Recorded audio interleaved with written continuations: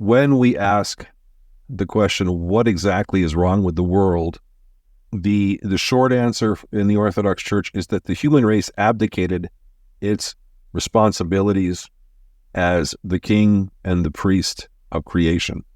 How St. Paul puts it in the letter to the Romans in chapter 1 is that we worshiped and served the creation rather than the creator.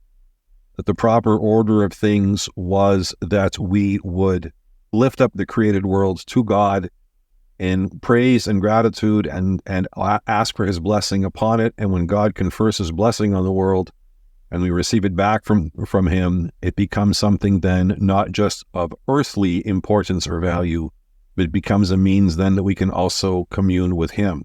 That was the task from the beginning. That's the priestly task.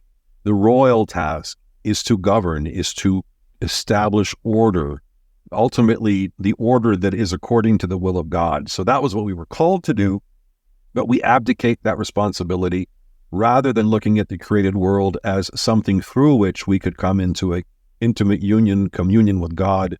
We looked at the created world as an end in and of itself, created false gods for ourselves, and of course, the rest is history, and it's a messy history at that.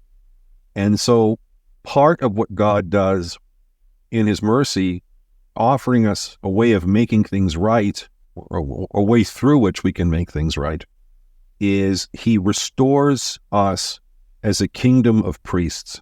Really, that means he's restoring us to the very purpose that he had for us at the beginning, restoring our original work, our primordial work of both being stewards of creation and giving it order according to the will of God and offering it up to God in praise and thanksgiving and blessing and receiving it back from God, filled with his grace and as a means of communing with him.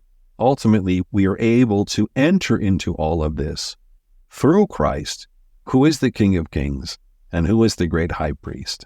And it is through his identity and being identified with him as his body. We are the body of Christ. We identify with him, and through him, then, all of this is restored for us.